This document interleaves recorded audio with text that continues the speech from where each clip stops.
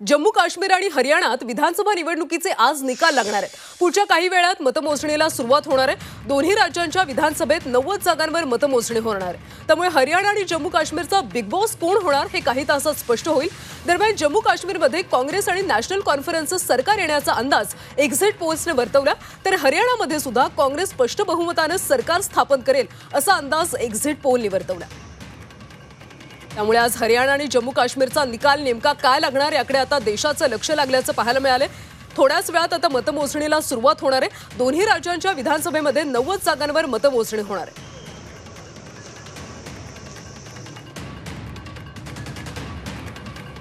तर या सगळ्या मतमोजणीचे अपडेट्स घेऊयात। आमच्या सोबत आहेत आमच्या प्रतिनिधी उर्वशी खोना। उर्वशी, खरं तर सगळ्या एक्झिट पोल्सने असे अंदाज वर्तवले होते की काँग्रेसचं सरकार स्थापन होणार। थोड्याच वेळात मतमोजणीला सुद्धा सुरुवात होणार आहे। सध्याची परिस्थिती नेमकी लगबग कशा पद्धतीने पाहायला मिळते?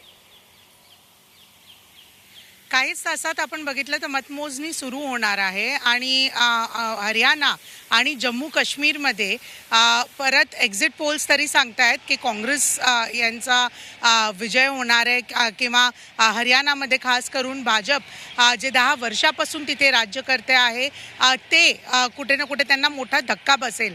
पण कोणाच्या साईडला जास्त मत येतील, कोण निकालमध्ये कोणाचा विजय होतोय हे बघण्याचं ठरेल।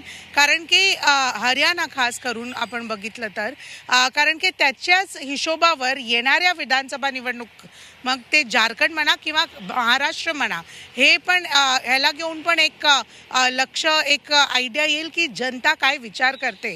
जनता सेंट्रल गव्हर्नमेंट जी NDA आता रूल करतीये त्याच्यावरती भरोसा ठेवती आहे किंवा दुसऱ्या वेगळ्या लेवलवर त्यांना चेंज पाहिजे। आपण विधानसभा निवडणुकात बघितलं, मी हरियाणा कव्हर केलंय। हरियाणामध्ये खास करून तुम्हाला सांगते खूप जास्त असे लोक होते जे सिव्हिक कम्युनिटीज, म्हणजे एका नागरिकची जे हक्काची गोष्ट आहे, मग ते चांगला रस्ता म्हणा किंवा प्यायचं चांगलं पाणी म्हणा, ते जे पाहिजे ते त्यांना मिळत नव्हतं। त्यांना इन्फ्रास्ट्रक्चर वाईज डेव्हलपमेंट तर दिसत होतं, मग ते एलिव्हेटेड ब्रिज म्हणा हरियाणामध्ये किंवा दुसऱ्या मोठ्या प्रोजेक्ट्स म्हणा, पण सिव्हिक कम्युनिटीजला करून जे त्यांना मिळत नव्हतं त्यांच्याने त्यांना राग त्यांच्या मनात दिसत होता। तर आता विधानसभा निवडणुकीमध्ये जनता मॅक्झिमम लेवलवर एका नागरिकची जी गरज आहे त्याच्यावरती लक्ष देते किंवा मोठ्या स्तरावर देशाचं लक्ष देते, ते बघायचं ठरेल। नक्कीच उर्वशी, त्यामुळे या दोन राज्यांच्या निवडणुकीच्या निकालानं महाराष्ट्र राज्याची निवडणूक सुद्धा प्रभावित होऊ शकते असंच म्हणावं लागेल। धन्यवाद या सगळ्या सविस्तर माहितीसाठी।